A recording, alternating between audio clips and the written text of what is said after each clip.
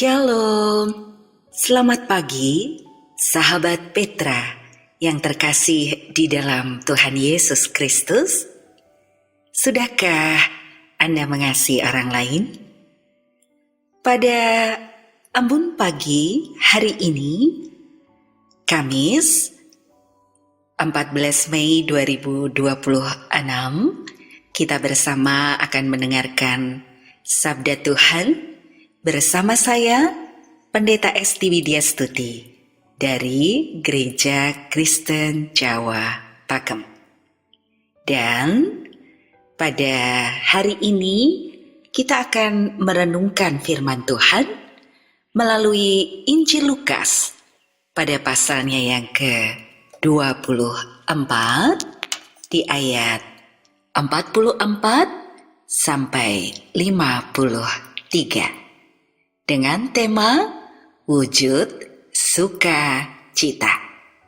Sebelum kita bersama merenungkan firman Tuhan ini, mari teduhkan hati kita berdoa. Kami bersyukur untuk segala karya cinta kasih-Mu.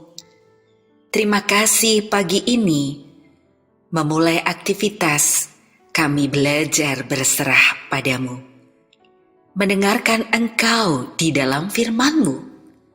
Dalam keterbatasan diri, mampukan kami dapat mendengarkan, untuk merasakan, dan belajar memahami firman Tuhan bagi kehidupan.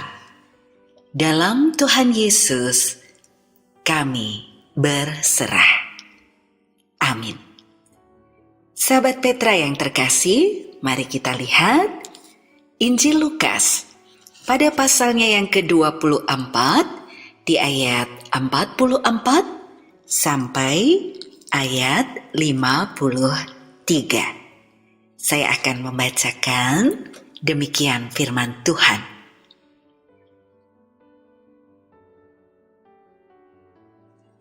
Ia berkata kepada mereka, "Inilah perkataanku yang telah kukatakan kepadamu ketika aku masih bersama-sama dengan kamu, yaitu bahwa harus digenapi semua yang ada tertulis tentang aku dalam kitab Taurat Musa dan kitab nabi-nabi dan kitab Mazmur." Lalu ia membuka pikiran mereka sehingga mereka mengerti kitab suci. Katanya kepada mereka, "Ada tertulis demikian, Mesias harus menderita dan bangkit dari antara orang mati pada hari yang ketiga. Dan lagi dalam namanya berita tentang pertobatan dan pengampunan dosa harus disampaikan kepada segala bangsa, mulai dari Yerusalem. Kamu adalah saksi dari semuanya ini. Dan aku akan mengirim kepadamu apa yang dijadikan. Dan aku akan mengirim kepadamu apa yang dijanjikan Bapakku. Tetapi kamu harus tinggal di dalam kota ini sampai kamu diperlengkapi dengan kekuasaan dari tempat tinggi." Lalu Yesus membawa mereka keluar kota sampai dekat Betania. Di situ ia mengangkat tangannya dan memberkati mereka. Dan ketika ia sedang memberkati mereka, ia berpisah dari mereka dan terangkat ke surga. Mereka sujud menyembah kepadanya, lalu mereka pulang ke Yerusalem dengan sangat bersukacita. Mereka senantiasa berada di dalam bait Allah dan memuliakan Allah. Sahabat Petra yang terkasih, demikianlah firman Tuhan, dan sungguh berbahagia setiap orang yang belajar untuk mendengarkan, merasakan, memahami, lalu berjuang menghidupi firman Tuhan. Wujud sukacita. Demikian yang akan kita refleksikan bersama. Bicara soal wujud, kita bisa membayangkan, berarti sesuatu yang ada bentuknya, begitu ya.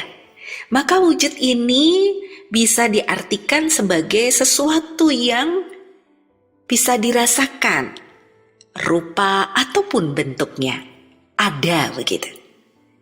Sedangkan sukacita ini lebih kepada sebuah ungkapan hati, perasaan hati yang penuh dengan kegirangan, kesukaan.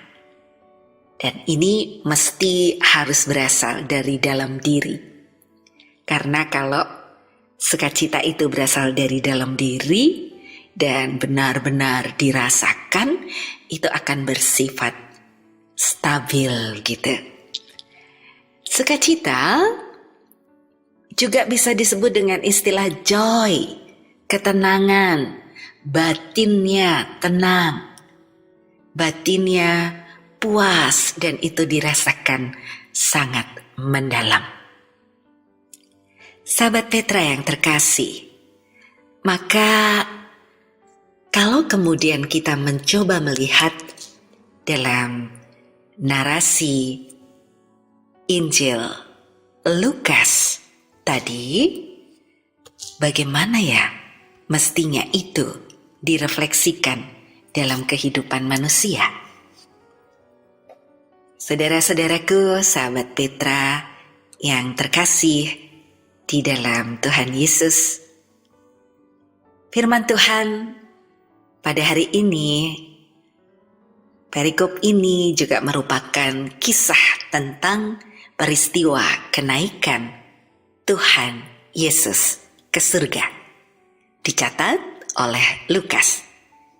Menarik, karena ini merupakan peristiwa yang memisahkan Yesus dan para muridnya.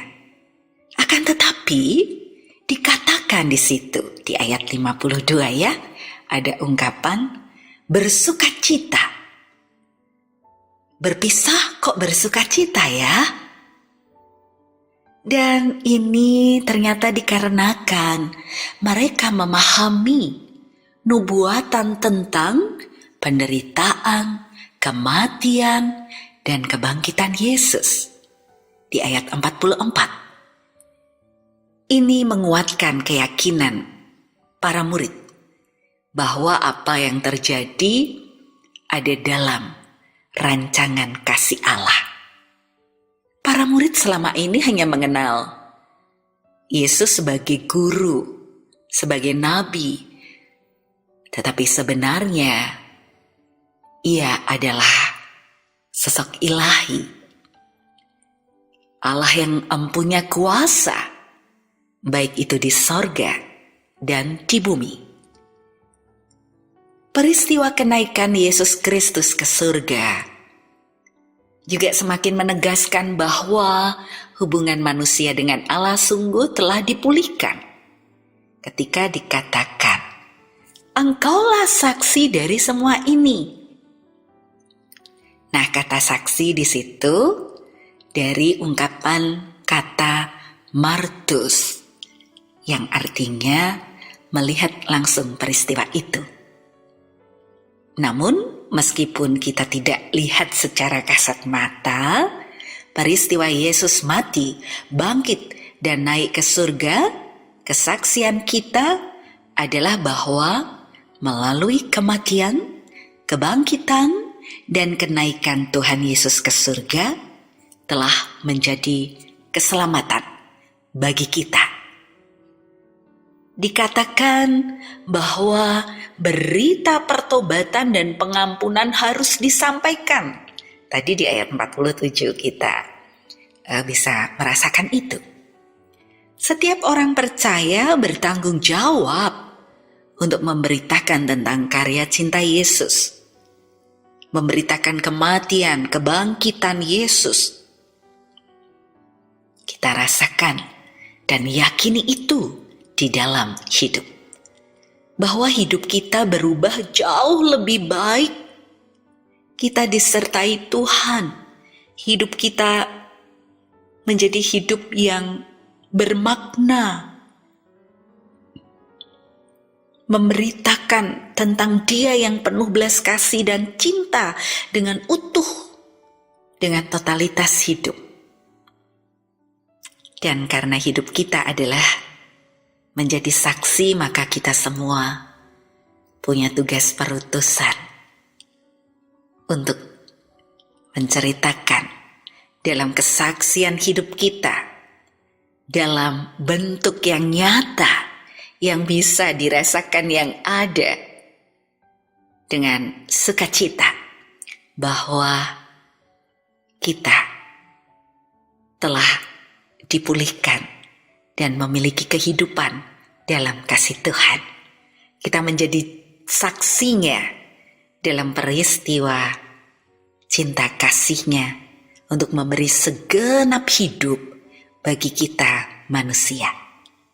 Dan karena hidup kita ini adalah menjadi saksi, maka kita semua adalah pelayan Tuhan.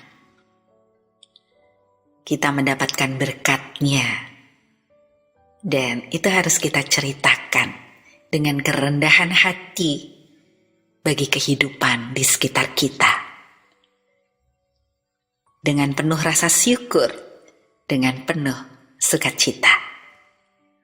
Karena kita percaya bahwa kenaikan Yesus ke surga adalah momen puncak yang menguatkan iman bahwa Yesus adalah anak Allah yang hidup dan pemilik kuasa atas hidup dan kematian. Ini juga momen penting dalam sejarah keselamatan dan panggilan menjadi saksi Kristus. Menunjukkan kebenaran iman dan kehadiran Kristus dengan sukacita dalam pengharapan dan kebangkitan dan kedatangannya nanti. Maka sahabat Petra yang terkasih, dari sabda Tuhan ini, saya dan saudara terus diingatkan. Wujud sukacita dalam hidup adalah, mari menceritakan kehadirannya secara nyata. Kita rasakan membuat kita ada dalam kegembiraan, kesukacitaan, dan itu kita ungkapkan dalam lagu hidup kita. Kesukacitaan itu menjadi mampu dirasakan oleh setiap orang yang ada bersama kita. Kita berikan hidup kita sebagai syukur untuk segala karya cintanya, pikiran, perasaan, dan perbuatan. Tutur kata yang seturut kehendaknya, perilaku hidup yang bisa menjadi teladan dan terus berjuang. Karena kita tidak pernah sendiri, kita ada dalam rengkuhan sukacita Tuhan Yesus Kristus, Sang Sumber cinta kasih yang sejati. Amin. Sahabat Petra yang terkasih, demikianlah firman Tuhan dalam embun pagi, dan mari kita bersama-sama mengakhirinya di dalam doa. Kita berdoa. Terima kasih untuk firman-Mu ya Tuhan, menyapa kami dan membuat kami memiliki pengharapan ada di dalam kesukacitaan. Karena sungguh karya cinta-Mu menjadi sumber semangat untuk kami melanjutkan apa yang sudah Kau ceritakan dalam kehidupan, pemberian dirimu yang utuh bagi kami, dan kami mendapatkan tugas panggilan ada di dalam karya cintamu untuk juga menceritakan sukacita hidup di dalam Engkau, menjadi saksimu dalam pikiran, perasaan, dan hidup kami secara utuh. Kami hanya mampu berserah untuk dimampukan juga melakukan itu di dalam laku setiap waktu. Hanya di dalam Engkau, Tuhan Yesus Kristus, sumber sukacita yang sejati, doa ini kami naikkan. Terima kasih ya Tuhan Yesus. Amin. Sahabat Petra yang terkasih di dalam Tuhan Yesus, demikianlah Ambon Pagi pada hari ini, Kamis 14 Mei 2026, bersama saya Pendeta Esti Widya Stuti dari Gereja Kristen Jawa Pakem. Kiranya sabda Tuhan pada hari ini semakin meneguhkan iman dan pengharapan kita. Dan terus kita ada dalam rengkuhan cinta kasih Tuhan, mewujudkan panggilan hidup dalam sukacita. Dan Tuhan Yesus memberkati.